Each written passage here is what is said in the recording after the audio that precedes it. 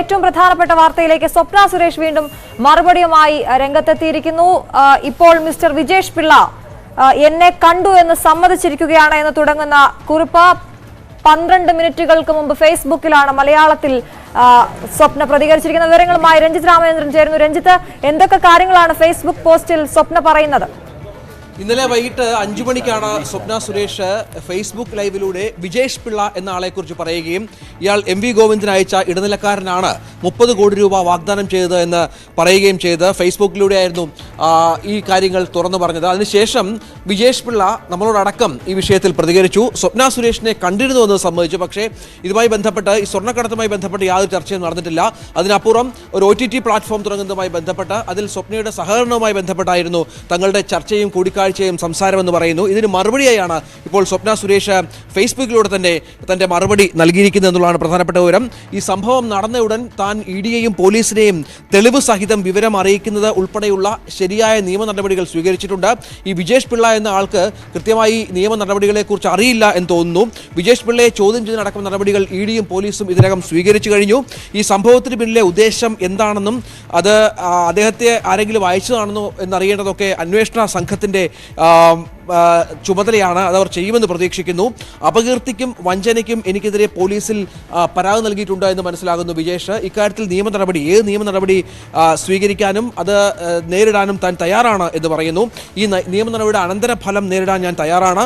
എന്നാൽ അദ്ദേഹത്തിന് നിയമ സാക്ഷരതയെക്കുറിച്ച് സംശയമുണ്ടായെന്നും സ്വപ്ന സുരേഷ് പറയുന്നു. ഇപ്പോൾ തൻ്റെ ആരോപണങ്ങളുടെ തെളിവുകൾ വെളിപ്പെടുത്താൻ അദ്ദേഹം എന്നെ വെല്ലുവിളിക്കുന്നു, താൻ ഇത് ഏറ്റെടുക്കുന്നു എന്ന് വളരെ കൃത്യമായി പറയുകയാണ്. ഒപ്പം MV ഗോവിന്ദൻ മാസ്റ്ററും ഇക്കാര്യത്തിൽ പറയുന്ന കാര്യങ്ങൾ താൻ സധൈര്യം ഏറ്റെടുക്കുന്നു എന്ന് സ്വപ്ന സുരേഷ് പറയുന്നു. ഇപ്പോഴും ഈ വിജേഷ് പിള്ളയ്ക്കെതിരെയുള്ള ആരോപണങ്ങളിൽ സ്വപ്ന സുരേഷ് ഉറച്ചു നിൽക്കുന്നു എന്നുള്ളതാണ് പ്രധാനപ്പെട്ട വിവരം. ഏത് വെല്ലുവിളിയും ഏറ്റെടുക്കാം, ഏത് നിയമ നടപടിയും താൻ നേരിടാം എന്ന് വ്യക്തമായി പറയുന്നു. പക്ഷേ ഇപ്പോൾ വിജേഷ് പിള്ള എന്നെ കണ്ടു എന്ന് സമ്മതിച്ചല്ലോ, 30 കോടി വാഗ്ദാനം ചെയ്തതായും ഇയാൾ സമ്മതിച്ചു എന്ന രീതിയിൽ കാര്യങ്ങൾ പറയുന്നുണ്ടല്ലോ. വിമാനത്താവളത്തിലെ ഭീഷണിയെക്കുറിച്ച് താൻ പറഞ്ഞതായും ഇയാൾ സമ്മതിച്ചിട്ടുണ്ട് എന്ന് പറയുന്നു. ഈ കേസുമായി ബന്ധപ്പെട്ട തെളിവുകളടക്കം കൃത്യമായ കാര്യങ്ങൾ താൻ കൃത്യമായി തന്നെ ഏജൻസികൾ കൈമാറിയിട്ടുണ്ട്. അതുമായി ബന്ധപ്പെട്ട അന്വേഷണം നടക്കട്ടെ എന്നും ആ വെല്ലുവിളി ഏറ്റെടുക്കുകയാണ് എന്നുമാണ് സ്വപ്ന സുരേഷ് ഇപ്പോൾ ഫേസ്ബുക്കിലൂടെ മറുപടിയായി അല്ലെങ്കിൽ വെല്ലുവിളിയായി പറയുന്നത്. അശ്വതി, രഞ്ജിത്ത്, ഞാൻ നേരത്തെ സംസാരിച്ചപ്പോൾ മലയാളത്തിൽ പോസ്റ്റ് ചെയ്തതാണ്, ഇംഗ്ലീഷിലാണ് പോസ്റ്റ് ഇപ്പോൾ ഫേസ്ബുക്കിൽ വന്നിരിക്കുന്നത്. നമുക്കറിയാം നേരത്തെ ഇന്നലെ ഒരു ടീസറായി ഇട്ട പോസ്റ്റ് മകളാണിട്ട്, തനിക്ക് മലയാളം അറിയില്ല എന്ന് സ്വപ്ന നേരത്തെ പറഞ്ഞിരുന്നു. നമുക്ക് ഈ കണ്ടന്റിലേക്ക് വരുമ്പോൾ സ്വപ്ന പറഞ്ഞത് എല്ലാ കാര്യങ്ങളും വിജേഷ് ഇപ്പോൾ സമ്മതിക്കുന്നുണ്ട് എന്നാണ്. പക്ഷെ അതിൽ നമുക്കൊരു ക്ലാരിറ്റി വരുത്തേണ്ടതുണ്ടല്ലേ രഞ്ജിത്ത്? കാരണം നമ്മളോട് സംസാരിച്ചപ്പോൾ വിജേഷ് ഈ കാര്യങ്ങൾ സ്വപ്ന ഇപ്പോൾ പറഞ്ഞിരിക്കുന്ന ഈ മുഴുവൻ കാര്യങ്ങളും അഡ്മിറ്റ് ചെയ്തിട്ടില്ല. ഈ വിജേഷ് ഇന്ന് നമ്മളോട് സംസാരിക്കുമ്പോഴും പിന്നീട് മറ്റു മാധ്യമങ്ങളോട് സംസാരിക്കുമ്പോഴും പറഞ്ഞ പ്രധാനപ്പെട്ട കാര്യം സ്വപ്ന സുരേഷിനെ കണ്ടു എന്ന കാര്യത്തിൽ വ്യക്തത വരുത്തുന്നുണ്ട്. അത് ഏത് ഹോട്ടലാണെന്നും മറ്റും പറയുന്നു. യാത്രാമധ്യേ സ്വപ്ന പറഞ്ഞതനുസരിച്ച് ഒരു OTT പ്ലാറ്റ്ഫോമിൽ സഹകരിക്കുന്നതുമായി ബന്ധപ്പെട്ടാണ് സ്വപ്ന സുരേഷുമായി കൂടിക്കാഴ്ച നടത്തിയത്. തനിക്ക് MV ഗോവിന്ദൻ മാസ്റ്ററെ നേരിട്ടറിയില്ല, തനിക്ക് രാഷ്ട്രീയ ബന്ധമില്ല, താൻ ഇത്തരം ഇടപാടുകൾക്കുള്ള ആളല്ല, താൻ ഒരു ബിസിനസ്സുകാരൻ മാത്രമാണ്, പലവിധ ബിസിനസ്സുകൾ തനിക്കുണ്ട്, അത്തരത്തിലൊരു ബിസിനസ്സുമായി ബന്ധപ്പെട്ടുള്ള സംസാരം മാത്രമാണ് നടന്നതെന്ന് പറയുന്നു. പക്ഷേ സ്വപ്ന ഇപ്പോഴും ഈ ആരോപണങ്ങളിൽ ഉറച്ചു നിൽക്കുന്നു എന്നുള്ളതാണ് പ്രധാനപ്പെട്ട വിവരം. കാരണം ഇതിന് കൃത്യമായ തെളിവുകളുണ്ട്. അതിനവർ പറയുന്ന കാര്യം, ഈ ഭീഷണി വന്നതിന് ശേഷം വിജേഷ് പിള്ള വന്ന് ഇത്തരത്തിലൊരു ഭീഷണി നടത്തിയതിനു ശേഷം തൊട്ടു പിന്നാലെ EDയെയും ബാംഗ്ലൂർ പോലീസിലും മറ്റും ഇതുമായി ബന്ധപ്പെട്ട പരാതി നൽകിയിരുന്നു. ഇതിനുള്ള തെളിവുകളടക്കം അവർ കൈമാറിയിട്ടുണ്ട്. സ്വാഭാവികമായും ഈ തെളിവുകളിൽ അന്വേഷണം നടക്കട്ടെ. ഈ തെളിവുകൾ വേണമെങ്കിൽ അത്തരത്തിൽ തന്നെ കുറച്ചുകൂടി പ്രകോപിപ്പിക്കുകയാണെങ്കിൽ പുറത്തുവിടാൻ തയ്യാറാണ് എന്നും സ്വപ്ന പറഞ്ഞു വെക്കുമ്പോൾ ഇനിയും ചില സംഗതികൾ അവരുടെ പക്കലുണ്ട് എന്നും അവരതുമായി കൃത്യമായി മുന്നോട്ട് പോകും. നമുക്കറിയാം നേരത്തെയും ഇത്തരം ചില കാര്യങ്ങൾ സ്വപ്ന പറഞ്ഞിരുന്നു. അതിന് കൃത്യമായ തെളിവുകൾ അവർ മാധ്യമങ്ങൾക്ക് മുന്നിൽ ഹാജരാക്കുകയും ചെയ്ത സാഹചര്യമൊക്കെ നമ്മൾ കണ്ടതാണ്. ഇപ്പോൾ ഷാജ് കിരണിന്റെ വിഷയത്തിലൊക്കെ നമ്മുടെ കേരളത്തിലെ പോലീസ് അന്വേഷണം ആരംഭിച്ചിരുന്നു.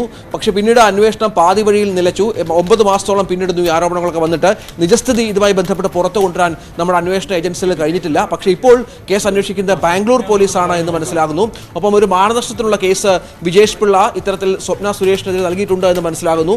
ഇത്തരം നിയമ നടപടികളൊക്കെ വരുമ്പോഴും അതിനെ സധൈര്യം നേരിടുമെന്നും തെളിവുകൾ എവിടെയും ഹാജരാക്കാൻ തയ്യാറാണ് എന്നുമാണ് സ്വപ്ന സുരേഷ് പറഞ്ഞു വെക്കുന്നത്. അതായത് ഇതുവരെ അവർ ഉന്നയിച്ച ആരോപണങ്ങളിൽ നിന്നും ആർക്കെതിരെ ഉന്നയിച്ച ആരോപണങ്ങളിൽ നിന്നും അവർ പുറകോട്ട് പോയിട്ടില്ല എന്ന ശ്രദ്ധേയമാണ്. അതിനുള്ള തെളിവുകൾ പലപ്പോഴും അവർ ഹാജരാക്കിയിട്ടുമുണ്ട്. അപ്പോൾ നമുക്ക് ഇനിയും സ്വപ്നയിൽ നിന്ന് ചില കാര്യങ്ങളൊക്കെ പ്രതീക്ഷിക്കാം. അശ്വതി.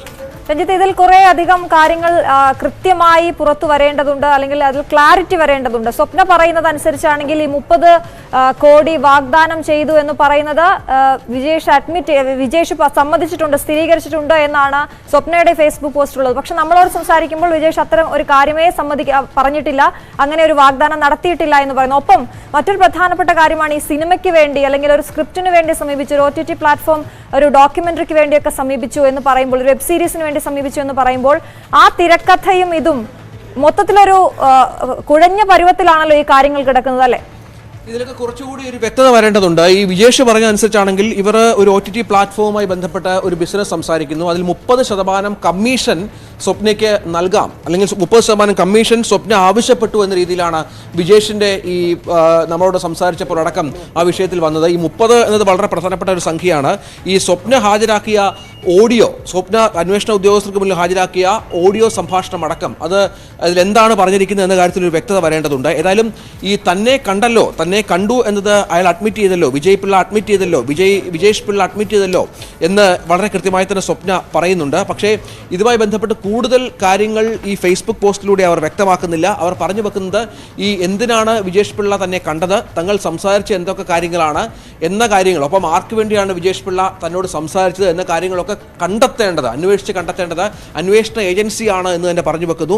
അതിനാസ്പദമായ തെളിവുകൾ വളരെ കൃത്യമായി തന്നെ ഏജൻസികൾ കൈമാറിയിട്ടുണ്ട്, ഇഡിക്ക് നൽകിയിട്ടുണ്ട്, അപ്പം ബാംഗ്ലൂർ പോലീസ് നൽകിയിട്ടുണ്ട് എന്ന് പറയുന്നു. ഇവർ പറയുന്ന പ്രധാനപ്പെട്ട കാര്യങ്ങളിലൊന്ന്, ഈ സംഭവം നടന്ന് തൊട്ടടുത്ത ദിവസം തന്നെ, 3 ദിവസമായി സംഭവം നടന്ന് തൊട്ടടുത്ത ദിവസം തന്നെ ഇവർ ഒരു പരാതി ഇത്തരത്തിൽ പോലീസ് ഉദ്യോഗസ്ഥർ കൈമാറി എന്ന് പറയുന്നുണ്ട്. അതിന്മേൽ അന്വേഷണം നടക്കുന്നുണ്ട്. സ്വാഭാവികമായും നിയമ നടപടികളുമായി മുന്നോട്ട് വരട്ടെ, ഈ പരാതിയിൽ അന്വേഷണം നടക്കട്ടെ, അന്വേഷണ ഉദ്യോഗസ്ഥർ കൃത്യമായി തന്നെ ഇതിന്റെ തെളിവുകൾ കണ്ടെത്തട്ടെ, അപ്പോൾ ഉദ്ദേശ ലക്ഷ്യങ്ങൾ മനസ്സിലാകും, താൻ പറഞ്ഞത് യാഥാർത്ഥ്യമാണെന്ന് മനസ്സിലാകുമെന്ന് വളരെ ബോൾഡായി തന്നെ ഈ ഏതാണ്ടൊരു 23 മിനിറ്റ് മുൻപ് വന്ന ഫേസ്ബുക്ക് പോസ്റ്റിലും പറയുന്നു. I will stand by words that I will continue to fight till I bring the entire truth out of the world. ഇന്നലെ അവർ പറഞ്ഞ പോലെ തന്നെ ഈ സത്യം പുറത്ത് വരുന്ന സമയം വരെയും വളരെ ശക്തമായ പോരാട്ടം താൻ നടത്തും എന്ന് സ്വപ്ന പറയുന്നു. And I'm also prepare to face and fight the legal actions proposed to be taken by mister M V Govindan. M V ഗോവിന്ദനും വെല്ലുവിളിയാണ്, ഇത്തരത്തിൽ വെല്ലുവിളിക്കുകയാണ് എം വി ഗോവിന്ദനെ. കാരണം എം വി ഗോവിന്ദനും നിയമപോരാട്ടം നടത്തുകയാണെങ്കിൽ, നിയമപരമായി നീങ്ങുകയാണെങ്കിൽ അതിനെയും സധൈര്യം നേരിടുമെന്ന് പറഞ്ഞു വെക്കുമ്പോൾ ഒട്ടും പുറകോട്ടില്ല. നേരത്തെ നമുക്കറിയാം പലവിധ ആരോപണങ്ങൾ ഉന്നയിച്ചിരുന്നു. വീണ്ടും മുഖ്യമന്ത്രിക്കും കുടുംബത്തിനും എതിരെ അടക്കം ആരോപണങ്ങളുമായി സ്വപ്ന രംഗത്ത് വരുന്നുണ്ട്. ഈ ആരോപണങ്ങളിൽ നിന്നും ഒരു പടി പോലും, ഒരു അല്പം പോലും പിറകോട്ട് പോകാൻ ഒരു ഘട്ടത്തിലും സ്വപ്ന തയ്യാറായിട്ടില്ല എന്നുള്ളതാണ് പ്രധാനപ്പെട്ട വിവരം. ഈ ആരോപണത്തിലും അതുപോലെ തന്നെ വീണ്ടും ഉറച്ചു തന്നെ നിന്ന് അവർ വീണ്ടും വിശദീകരണങ്ങളും വെല്ലുവിളികളും നടത്തുകയും ചെയ്യുന്നു. ശരി രഞ്ജിത്ത്, എന്തായാലും ആ ഫേസ്ബുക്ക് പോസ്റ്റിന്റെ അവസാനത്തെ ഭാഗത്തേക്ക് എത്തുമ്പോൾ, now he is challenging me to reveal evidences regarding my allegations, I'm taking that challenge എന്ന് പറയുമ്പോൾ ഇനിയും ഇത് ഇവിടെ അവസാനിക്കുന്നില്ല, ഈ വിവാദവും ഈ ആരോപണങ്ങളും പ്രത്യാരോപണങ്ങളും എന്ന് നമുക്ക് മനസ്സിലാക്കാം.